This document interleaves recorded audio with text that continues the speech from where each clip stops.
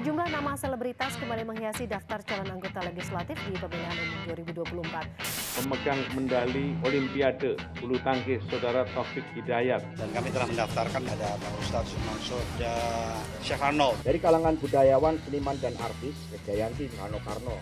Meski kerap menuai pro dan kontra, nyatanya tidak sedikit pula artis yang berhasil masuk partai politik dan menduduki gedung pemerintahan serta lolos ke parlemen. Seberapa signifikan sih pesona para artis ini untuk mendompleng suara partai politik? Mereka belum punya pengalaman melakukan mobilisasi politik di darat. Mereka tuh dilatih dulu nggak sih? Masuk pengkaderan dulu nggak sih? Masuk sekolah partai dulu nggak sih? Atau mungkin kalau dia belum punya kursi, dia bisa dapatkan kursi itu di daerah, di dapil neraka yang mungkin bisa dapatkan kursinya. Partai politik gagalnya kaderisasi, jadi nyomot artis aja biar gampang. Nggak semua artis yang secara tegas menunjukkan preferensi politiknya. Partai berada dalam posisi susah sekali mencari orang yang populer dan mencari orang yang punya dana. Halo semuanya, seperti yang kita ketahui, tahun 2024 merupakan pesta demokrasi untuk rakyat Indonesia.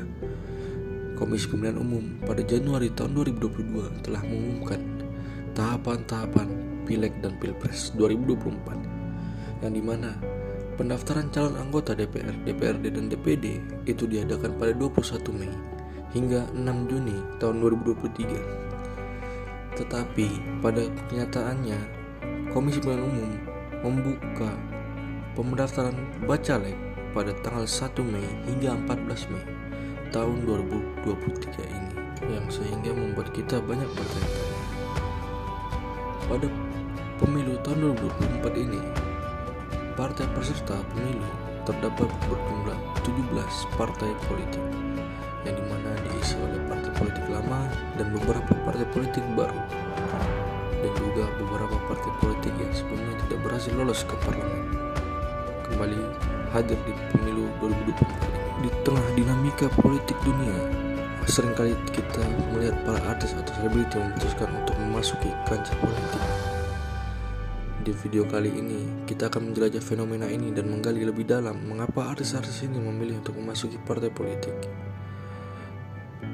Salah satu pertanyaan yang sering muncul adalah mengapa artis-artis yang sudah sukses di dunia hiburan memilih untuk terjun ke dunia politik, yang dimana saya merasa memiliki tanggung jawab sosial nantinya untuk berkontribusi pada masyarakat. Namun bagi beberapa artis, politik memberikan panggung yang lebih besar untuk mempengaruhi perubahan sosial dan mengadvokasi isu-isu yang menurut mereka penting.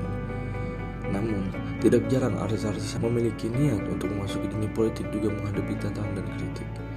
Kehadiran artis dalam politik seringkali dilihat sebagai pemanis saja atau strategi pencitraan partai politik. Mereka mungkin tidak memiliki pengetahuan atau pengalaman yang cukup dalam mengelola urusan publik. Saya khawatir artis-artis ini hanya menggunakan politik sebagai sarana untuk meningkatkan kemajuan mereka atau kepentingan pribadi. Kritik tersebut menggarisbawahi pentingnya artis-artis yang memasuki politik untuk membuktikan niat dan dedikasi mereka dalam memperjuangkan kepentingan masyarakat. Meskipun demikian, banyak artis yang berhasil membuktikan diri mereka sebagai politisi yang terlibat. Saya melihat bahwa politik bukan hanya tentang popularitas dan kepentingan pribadi.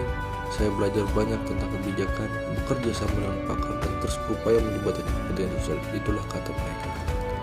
Namun, keberhasilan mereka menginspirasi seniman-seniman lain untuk memanfaatkan platform mereka untuk melakukan perubahan positif. Orang yang di latar belakang yang berbeda dalam dunia yang terus berkembang, partisipasi seniman dan dalam politik adalah fenomena yang tetap menarik perhatian kita.